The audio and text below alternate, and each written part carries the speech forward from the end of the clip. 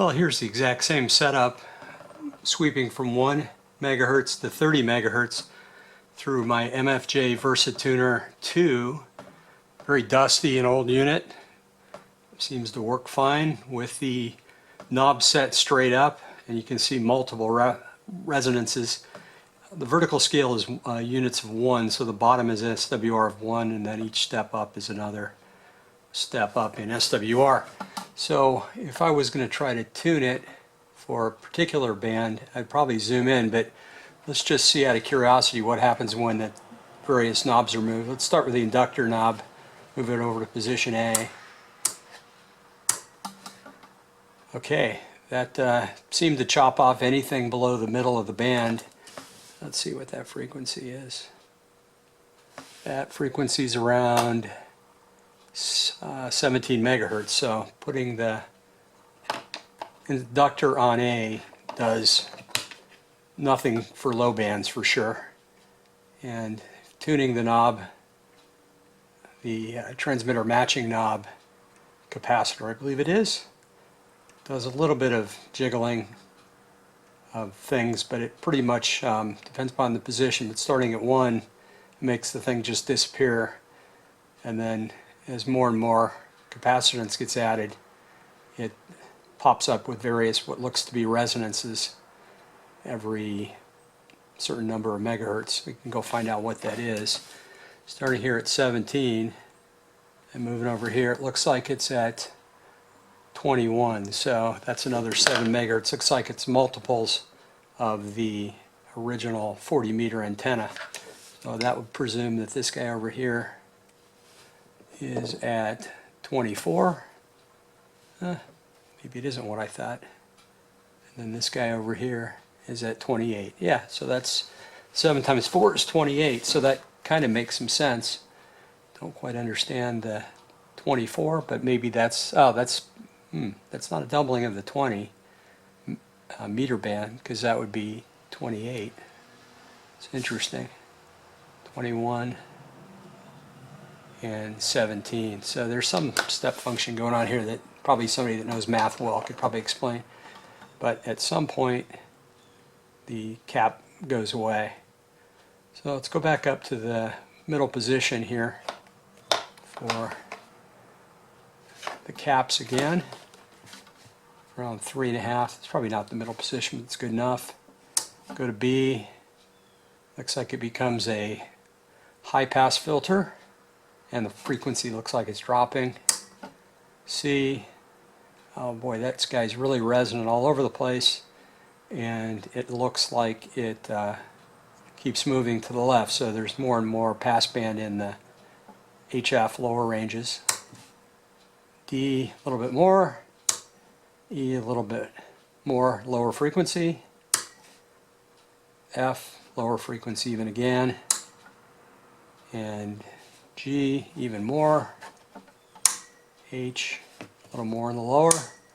I, J, K, and L. They don't seem to do a whole lot, although L seemed to shut it off completely, or in the lower band. So there's some happy medium in here somewhere for doing this.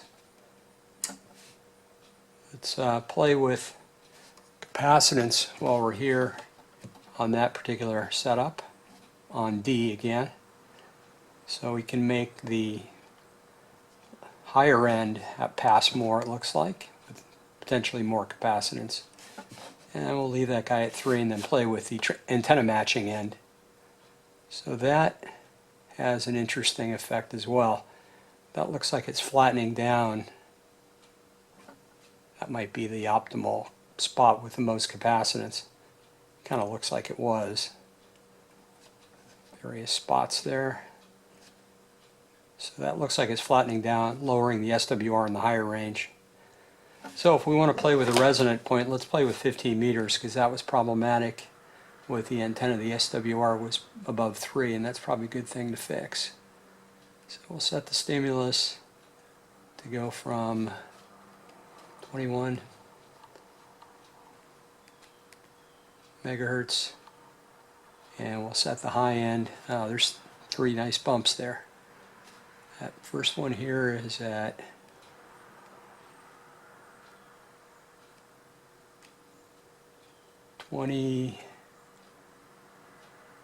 21.9, so that's where it was before. Around 22 is where it is resonant. But let's set the high end to the same deal. Stop. Set it for 21. Make it 0.5 just for fun. Megahertz. And let's play with the antenna matching at this point. So we'll go around at we'll move the marker here over to that's 21.14, probably a good spot to start it at, with an SWR of, it looks like 4.4. So we go to C, SWR 4.3, 4.24, A 5.5. So we're definitely going the wrong way.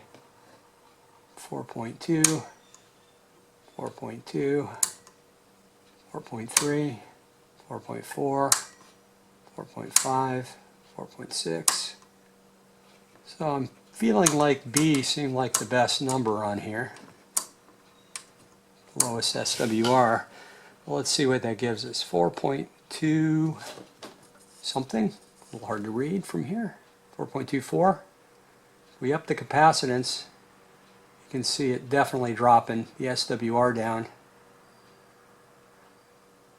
Looks like it's doing good stuff with 2.74.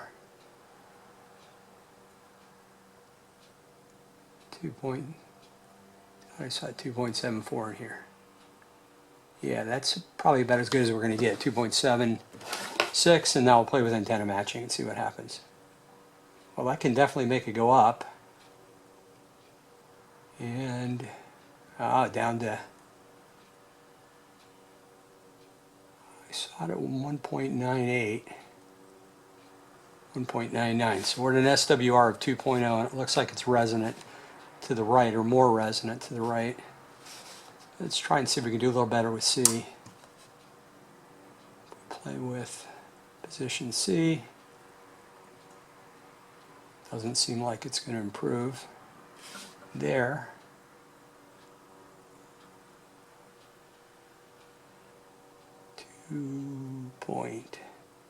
.61, 2.5.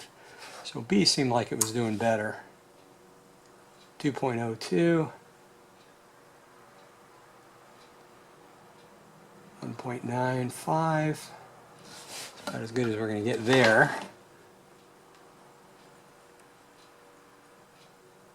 2.05, 1.96. So on B, it looks like we can get down to an SWR of 2 to 1, which could be better, could be worse. Not bad, considering we started at 4.5 or a number around there. At least this probably won't hurt the radio compared to much higher. So anyway, that was playing with the old VersaTuner II from way back. Don't even know how old that sucker is, but still works.